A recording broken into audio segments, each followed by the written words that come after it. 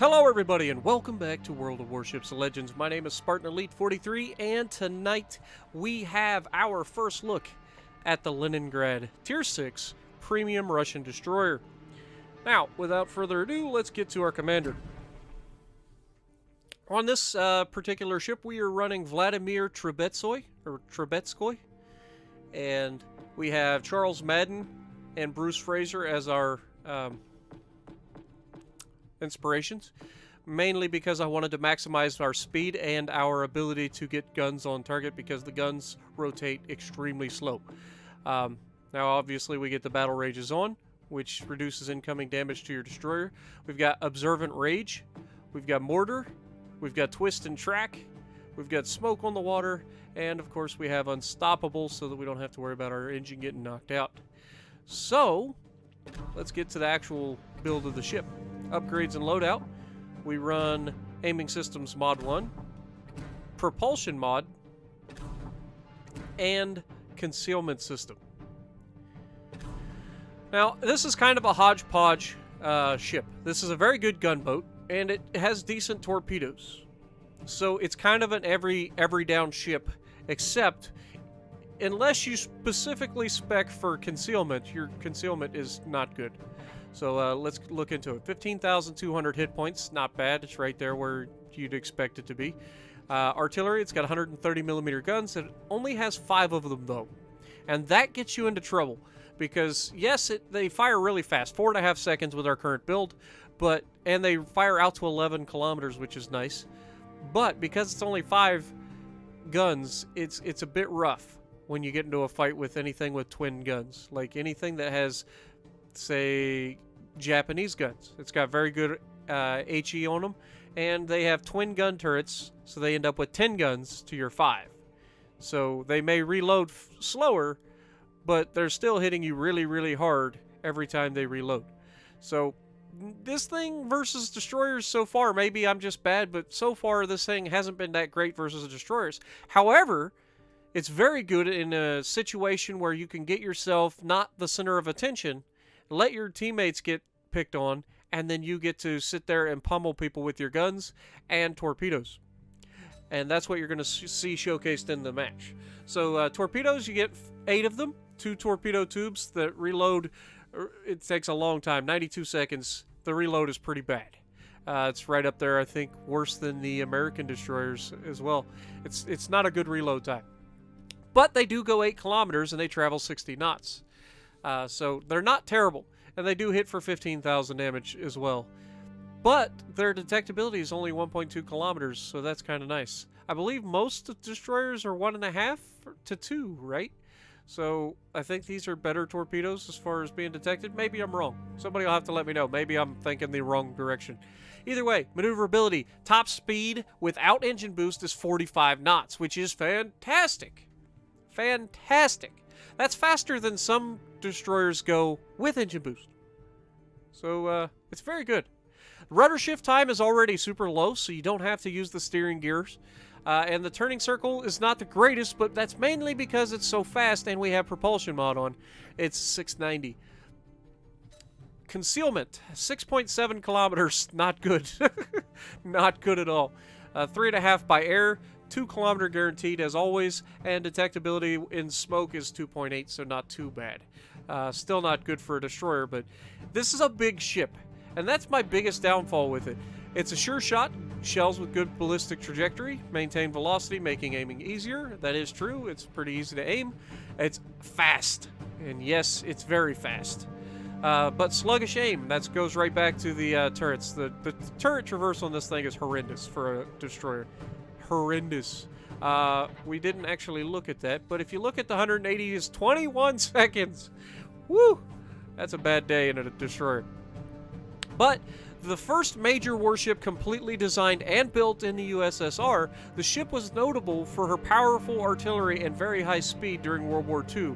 Her AA defenses were reinforced. During World War II, her AA defenses were reinforced. She entered service in 1936, and there were 3 of them built. And I believe her most noted achievement was defending Leningrad during the war. So, let's take a look at this you're just looking hunk of metal. I do like the look of it, but she is a big girl, and she sits high up in the water. She sits so high up in the water, so she is a very easy target to hit. And when people hit it with high explosive, it does a lot of damage. Really does a lot of damage because it's so easy to hit. It gets those penetrations, and it's nasty. So, without further ado, let's get to the gameplay. Alrighty, so my first take on the Leningrad. I have not had a whole lot of success with this ship. I've gotten into many engagements with other destroyers, and in each and every one of them have come up just short of being able to kill them before they can kill me. And I am going to chalk that up mostly just due to the fact that this ship is so big that it gets hit a lot more than most destroyers in a gun battle. So that is the downside. However, that aside, I think a good player, and I'm not that in destroyers, a good player will probably enjoy this, but I think the majority of people are not going to be all that thrilled about it. It does get 8-kilometer torpedoes, so it's not completely useless as a destroyer in conventional means. However, it is a right pest. And you're going to see kind of what we get into in this one. Early on, we're going to try not to get into too much trouble, but because my team is with me, we're just going to let her rip and see what happens. And what happens is surprising, to say the least. And I'll be honest, at the time I didn't really notice that I was doing particularly well. It wasn't until the inevitable finish that I was like, oh, that was a thing that just happened. I guess my recording's done. And it's always nice when that happens. However, this first set of torpedoes is definitely horrendous. There are 3 battleships over there, and all 3 of them are in a tight grouping, and I managed to launch the torpedoes in the one place where none of them are going. Well done. Glad to see your torp game on point, Spartan. Don't worry, this is a gunboat. We're going to get to use the guns. Speaking of which, now seems like a pretty good time to just go ahead and pop the smoke and get ready to start cycling the guns. Because the enemies should stay spotted due to the fact that our team is shooting at them. So that is perfect for us. So we're just going to pop the smoke and sit here and farm them for the next minute and a half while we are completely unable to be spotted. And you're going to see a couple things. First of all, I'm a bad shot.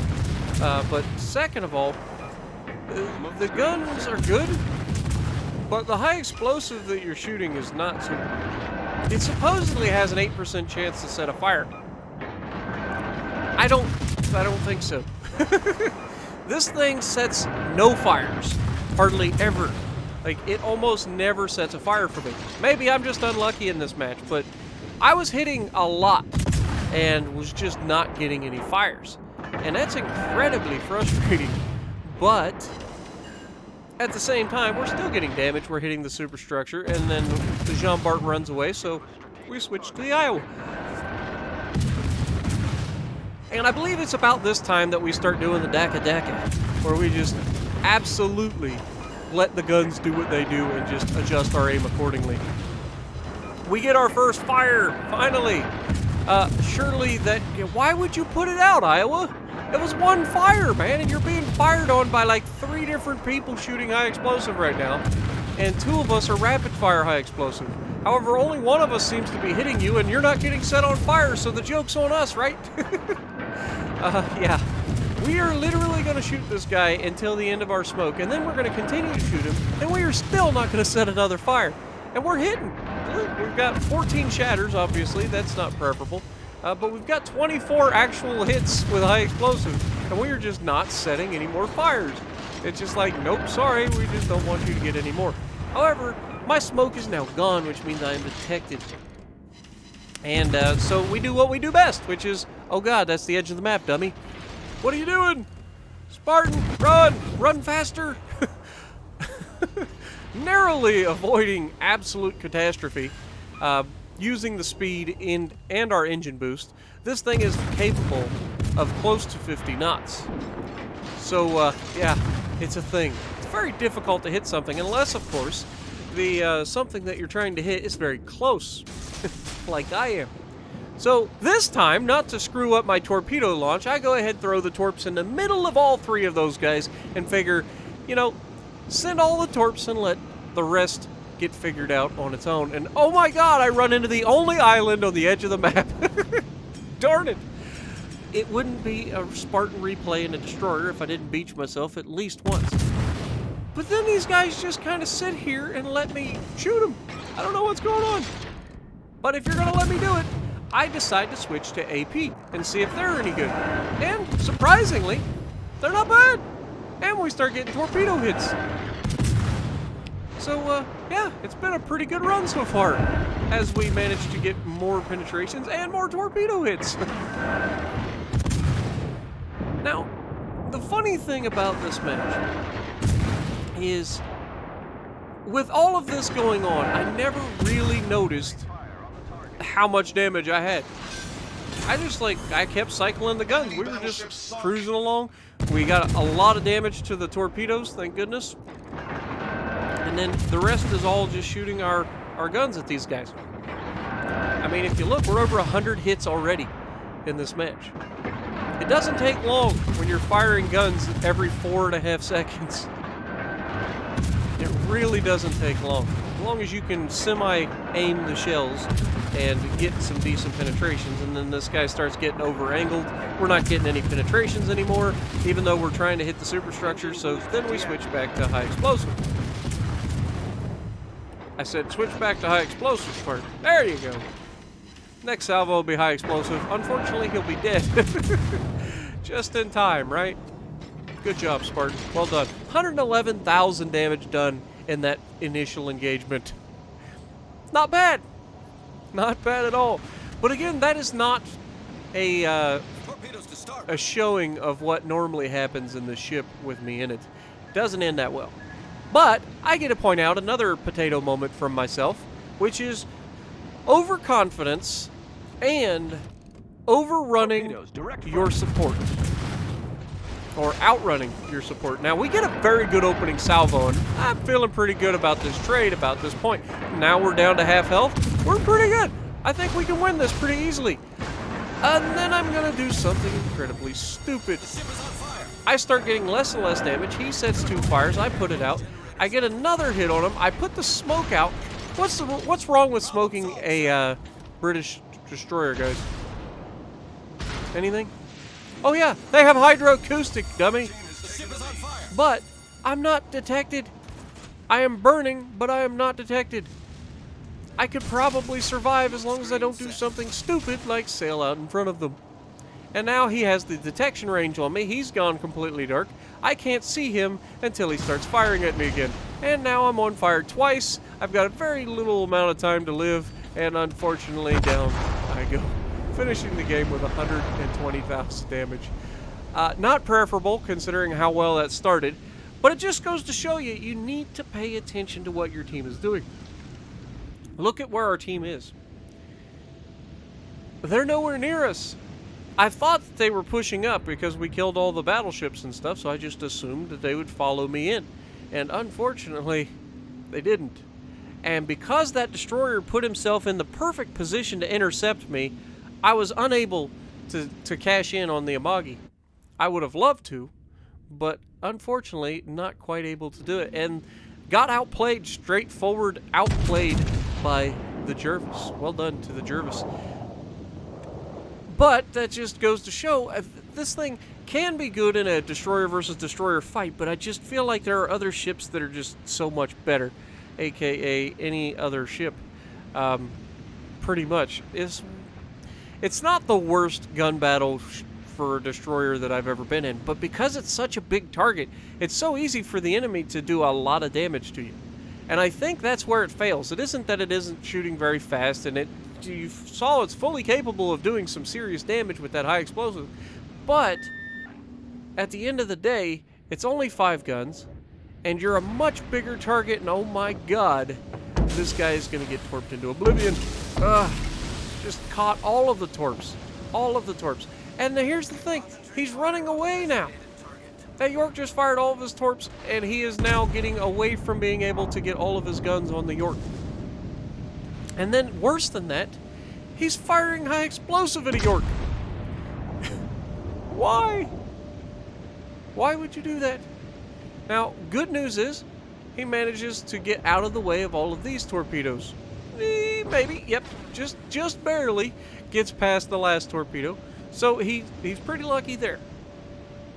But at this point, why are you not shooting armor piercing? You've got a broadside cruiser, what, 10 kilometers away? Hello? Can you ask for a better target? Yeah, he's 9 kilometers from him, and he's firing high explosive at a broadside York. That's a heavy cruiser. Just load armor piercing and press delete. That's all you gotta do. That would be death, and he would be gone. However, this isn't the only thing that this guy's going to do that's really, really poor judgment. And I'm not one to talk. I'm the guy that literally just outran the only support I had and ran right into the only destroyer and battleship that could absolutely wreck me, and did in short fashion. So I'm not one to say it's a poor choice, but as if fighting a York wasn't bad enough, now you are broadside to a Richelieu. But even better than that, the other friendly Iowa is also broadside to a Richelieu. How's this gonna end? Yeah, there goes half your health. You're lucky it wasn't all of it. What are you guys... Are they honestly gonna throw this match? It sure looks like it, don't it? Luckily for us, it isn't up to the battleships to throw the match. The team is going to step up and actually pull this up. It's not pretty by any stretch. Neither was our beginning of the match pretty by any stretch. But it was definitely a plus. We got to see some entertainment, if anything else. But now comes to the part of the video where I say, would I or would I not get the Leningrad? Personally, if it was up to me, having now played it, I'm not that impressed. It's not something that I would really enjoy playing, so it's probably going to be a no for me, dog. So, hopefully you guys enjoyed. I know it was a little bit of a ridiculous match, but, you know, you would come to expect that. I have some amazing news for you guys, by the way. Other than the fact that if you didn't know, we are doing a Division with Spartan event once we hit 20,000 subscribers on the channel, and we are closing in on that in pretty quick succession. So, if you guys want to do a Division with Spartan event, make sure we hit that 20,000 subscribers, and we'll get something set up for you guys. It'll be a long stream, so hopefully you guys bring something to eat, because I'll be hungry. And then also, it'll be, you know, everything that we can do to get everybody into a match, if we can. It's not possible to get everybody, obviously, but we will do our best. However, we finished the match, top of the leaderboard, 2,800 base XP, even though we completely potatoed the ending. But hopefully you guys enjoyed. If you want to pick up the Leningrad, it's not the worst ship I've ever played by far, but it's just not something that fits my playstyle very well, and I don't know that it'll fit most people.